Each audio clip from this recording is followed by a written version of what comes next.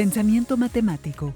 Su serie favorita de misterio tiene el gusto de presentar el capítulo La curva en todos lados. Era otra tarde normal en Ciudad Matemática. Después de resolver el caso de color del oso, mi compañero Ernesto y yo nos refugiamos en el despacho del terrible calor que hacía afuera. Y mientras esperábamos, seguíamos practicando nuestras habilidades matemáticas. Nunca sabes cuándo te pueden llamar de nuevo. Pueden ser horas O días. o semanas. La llamada nos advertía sobre unos misteriosos signos que han aparecido a todo lo largo y ancho de la ciudad. Estaban en páginas de internet, libros de biología, exámenes de matemáticas, incluso en tesis de antropología. Le pregunté a mi socio qué era lo que ese extraño dibujo podría significar. Recordaba haber visto este signo con anterioridad. Significaba algo así como la distribución normal. Y que su autor había sido un tal Gauss. Eran pocos datos, pero ¿serían lo suficientes? Decidimos buscar a nuestro informante número 1, Dominique. ¿Traes las llaves de la oficina? El origen de la curva de Gauss viene de la observación de un estadístico francés del siglo XVIII, Abraham de Moivre, quien observó que, al lanzar una moneda, la probabilidad de obtener sol o águila en n tiradas tenía una representación gráfica con una curva suave a medida que n se hacía grande. Esta peculiar forma de campana también se detectó en el siglo XVII por Galileo en el análisis de errores de medición de observaciones astronómicas.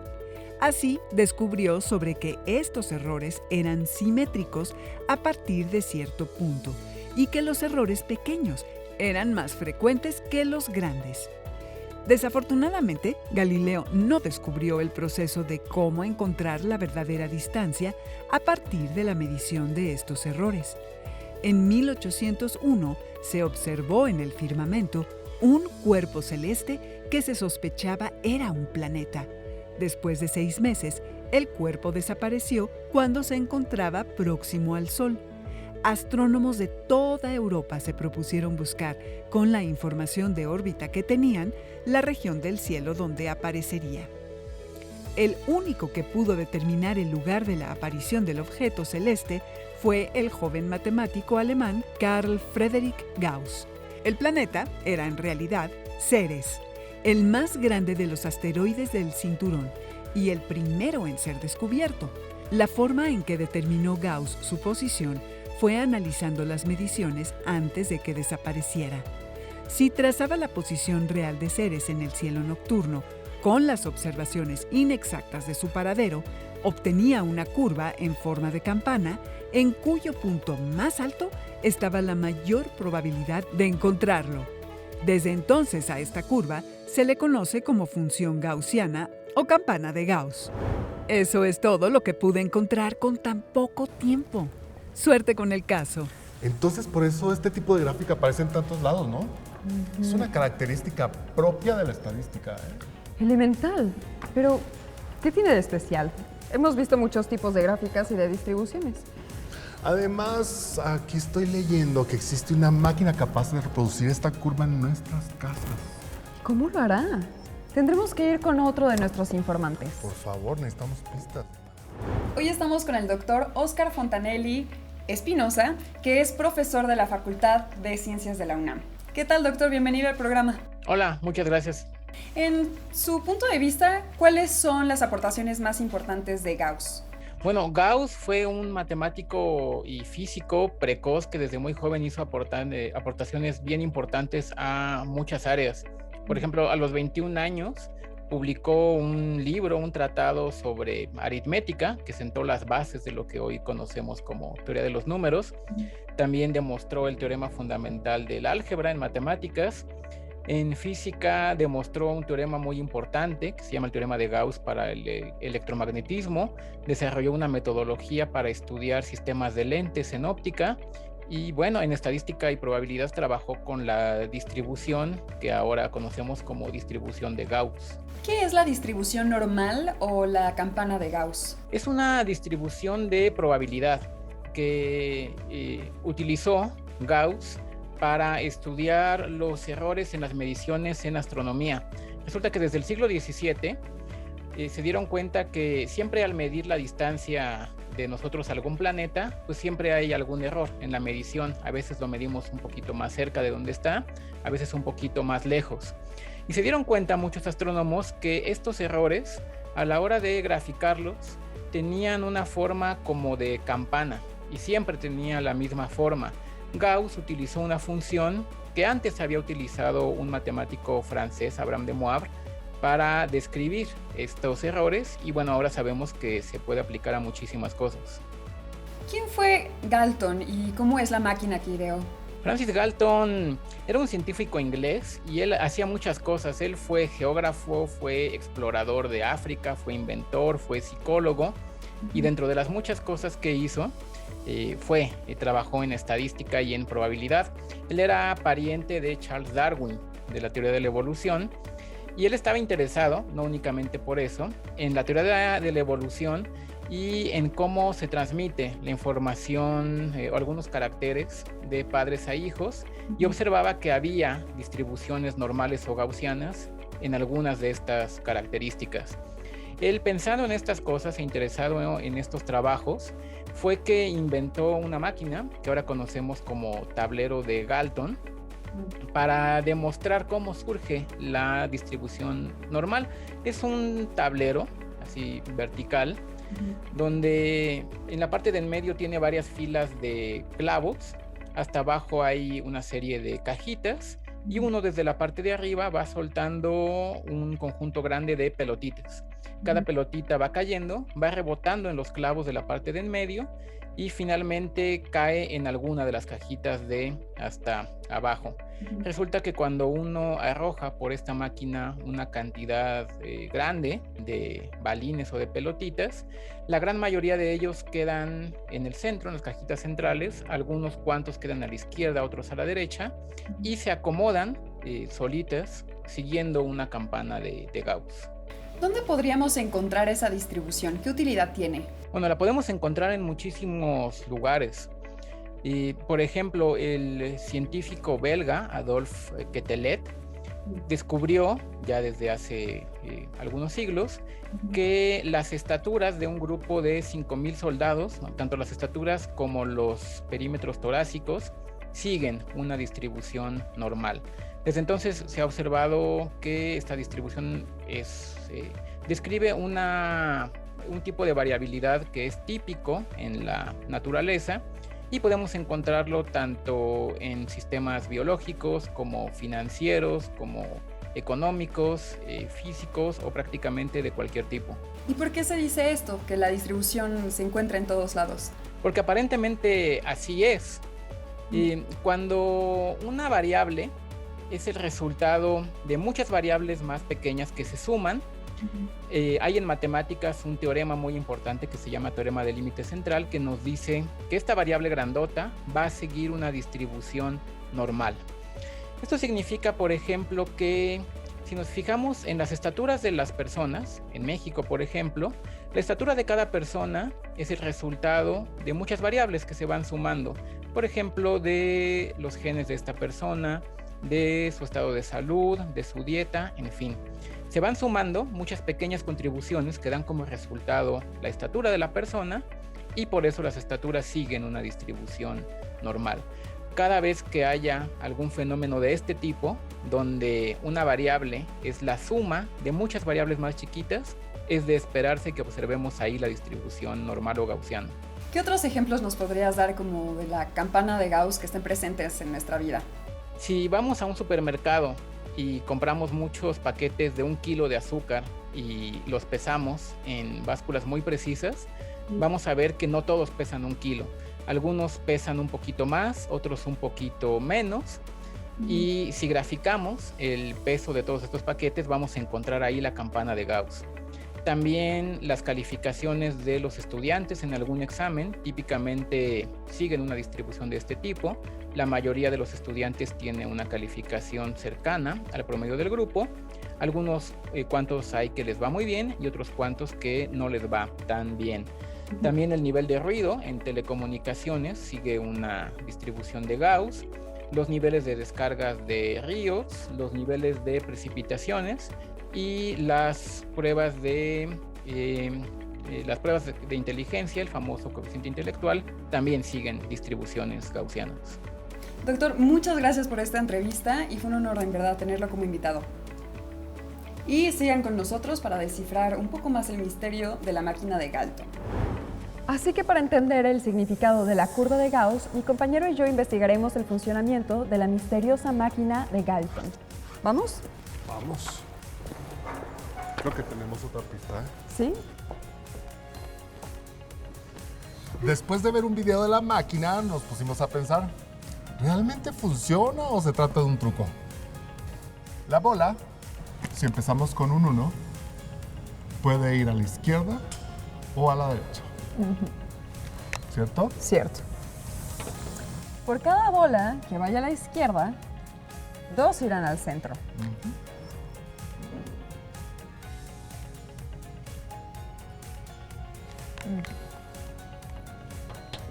Y una a la derecha. Así es.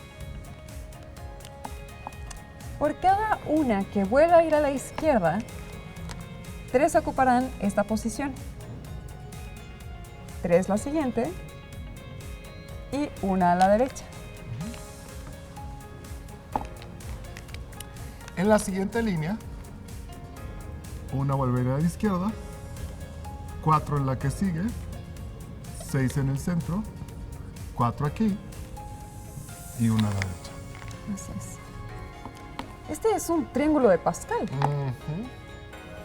Fíjate cómo cada número es la suma de los 2 números que tiene encima. Así es. Menos los extremos, que siempre, si te fijas, son 1. Tienes toda la razón. Oye, entonces, ¿qué pasará si calculamos las primeras 11 filas del triángulo? Pues vamos a averiguarlo, ¿no? Venga. Entonces, 4 y 1 aquí, es 5. Este es 1. 4 es 10. Y esto es 10. Y esto es...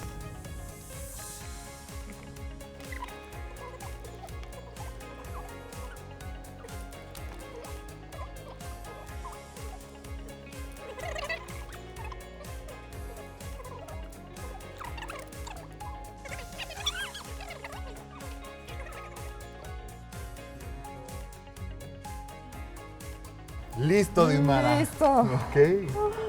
Entonces, las bolitas tienen más probabilidad de caer en las columnas centrales. Elemental. Por eso es que al final su distribución tiene forma de campana de Gauss. Oye, pero ¿por qué se aplica a fenómenos complejos que no son aleatorios? Por ejemplo, a la biología. Creo que vamos a tener que ir con otro de nuestros informantes. Vamos. Hoy estamos con el doctor Bruno Escalante Acosta, que tiene doctorado en el Centro de Investigación y Estudios Avanzados del IPN y postdoctorado por la New York Medical College. ¿Qué tal, doctor? Bienvenido al programa. Muchas gracias por su invitación. Buenos días. Hoy nos podría platicar cómo es que la probabilidad y la estadística nos ayudan al estudio de los seres vivos. Sí, mira, definamos probabilidad estadística. Probabilidad es qué tan posible es que un fenómeno ocurra. Entonces, la estadística nos permite definir o describir con qué frecuencias el fenómeno se presenta. Entonces, lo que hacemos es agarrar una población, ver qué tantas veces se presenta el fenómeno, es decir, con qué probabilidad se está presentando, y me permite tener un parámetro que es la media de la población o del fenómeno, y este valor me permite ver si se presenta de nuevo el fenómeno, qué probabilidad tiene que se parezca a la totalidad de la población o qué tanta probabilidad tiene de no parecerse al resto de la población. Esto hace que tengamos un valor central, que es la media, y vamos a decir dos valores extremos. Valores por debajo de la media y valores por arriba de la media. Entonces, uno es estadística y la otra es probabilidad. ¿Qué importancia tiene la distribución normal en estas características, en estos estudios?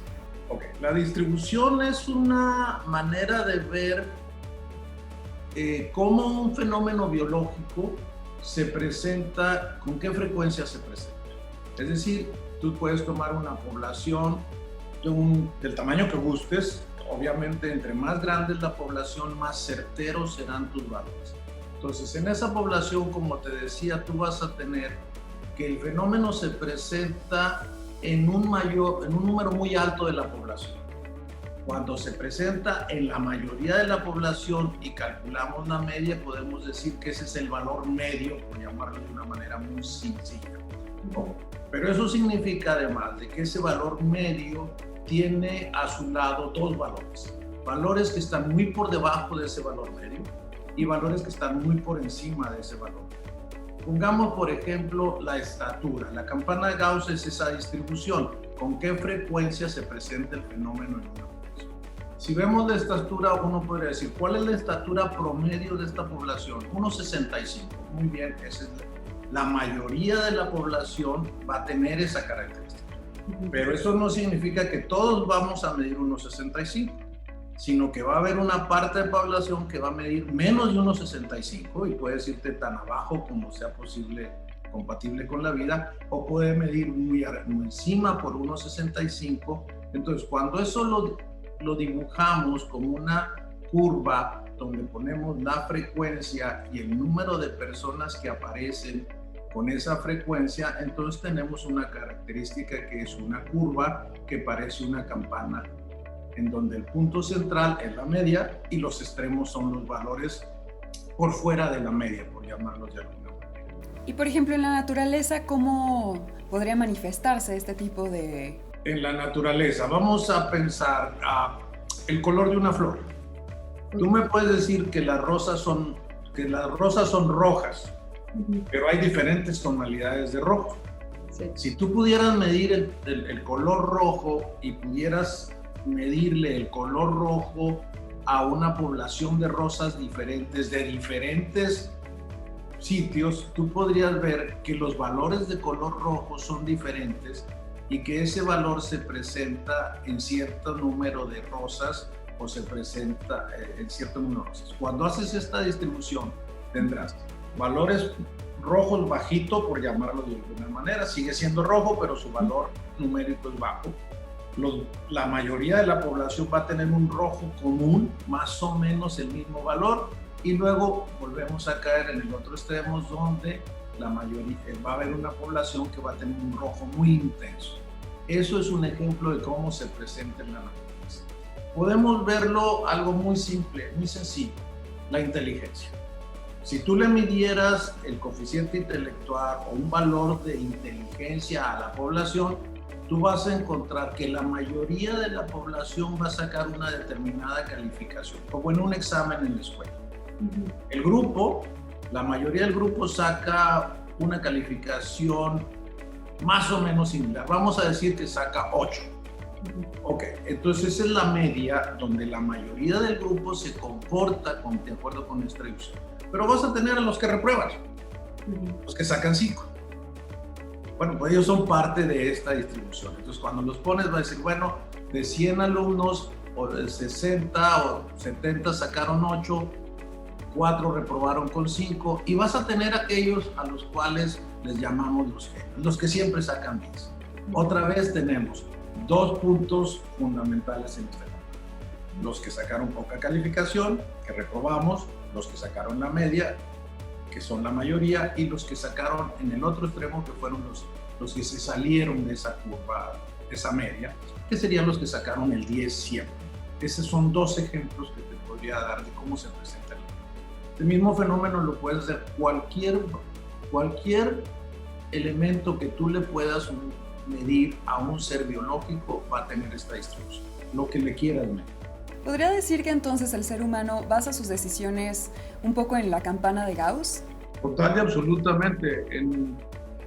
Fuera de la biología, por ejemplo, el negocio, yo puedo hacer un estudio donde puedo ver las características de compra de la población, quién gasta más, quién gasta menos y quién gasta poco, y tomar la decisión de qué tipo de negocio puedo venir para tratar de enfocarme a esa población. El estudio depende de estudiar la característica de la población. Doctor, muchísimas gracias por esta entrevista, gracias por su tiempo y por compartirnos todo esto que que nos ayuda a definir un poco más cómo es que funciona la campana de Gauss. Muchas gracias a ustedes y muy amables por su invitación. Espero que me hayan entendido. Y nosotros volvemos al foro para seguir entendiendo la máquina de Galton. Pero aún teníamos dudas. Necesitábamos comprobar con nuestros propios ojos que funcionaba la máquina de Galton. Así que decidimos fabricar una por nuestra cuenta. Aunque existen muchas variaciones de la máquina, la nuestra será un tablero con filas de tachuelas intercaladas con una rampa para dejar que las bolitas caigan desde la parte superior y unos casilleros en la parte inferior para recogerlas. Las bolitas que se dejan caer por la parte superior botan sobre las tachuelas que vamos a poner acá y van a depositarse en los casilleros de la parte inferior. Para construir nuestra máquina vamos a necesitar un pliego de papel o varias hojas cuadriculadas, tachuelas, popotes, pegamento, tijeras, un tablero de corcho o de unicel y una hoja de plástico. En la parte superior de nuestro tablero pegamos una cuadrícula de 11 filas por 20 columnas. Podemos usar un pliego de papel de cuadrado grande o podemos trazar nosotros mismos los cuadrados de 1 centímetro de lado. Dejamos un espacio de 1 centímetro y debajo trazamos 10 columnas que coincidan con los recuadros de la hoja de arriba. A continuación se pegan los popotes alrededor de la zona de columnas y luego entre cada una de las columnas para formar los casilleros donde se van a detener las bolitas.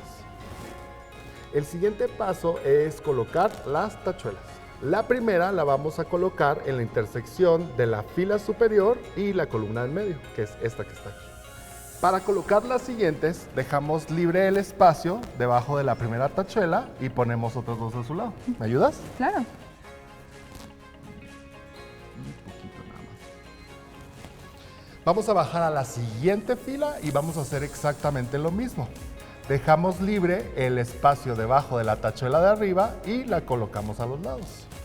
En este caso van a ser 3. Bien. Ahora sí vamos a continuar haciendo lo mismo para todas las demás filas.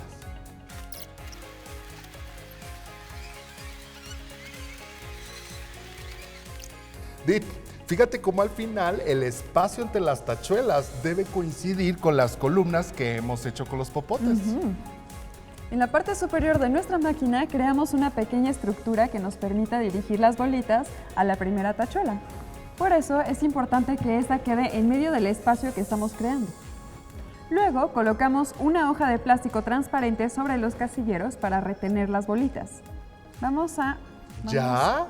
Las lentejas chocan con el primer obstáculo con una probabilidad de 1/2 de ir a la izquierda o a la derecha. Luego chocan nuevamente con otra tachuela y se desplaza a la derecha o a la izquierda. Y el proceso se repite hasta llegar a los casilleros de la última plaza. Las bolitas siguen caminos aleatorios, impredecibles, hasta que caen en los casilleros colocados en la base del tablero. Pero como ya vimos, pues los casilleros de la parte central tienen mayor probabilidad de recoger bolitas. Al final, si dejas caer un número suficiente de estas lentejas, resulta una distribución con forma de campana de Gauss. He aquí la respuesta a nuestro misterio. La definición de la normalidad estadística es muy importante para permitir comprender un fenómeno y sacar conclusiones útiles de él. Es lo que nos permite, por ejemplo, determinar si nuestros resultados en un examen médico nos alertan de algún problema de salud. La curva de Gauss es una herramienta muy importante. Si está en todos lados, pues es porque nos permite esta visualización. ¿Te imaginas en qué parte de la curva está este clima tan caluroso, Dimara? Recuerda que todos juntos hacemos este programa. Participa con Jóvenes en TV, un espacio de reflexión y construcción de conocimiento. Recuerden visitarnos en jovenesencasa.c.gov.mx. Únete a la comunidad de Jóvenes en Casa en Facebook. Y vuelve a ver los programas de Jóvenes en TV en nuestro canal de YouTube. Pronto regresaremos con otro caso. Elemental.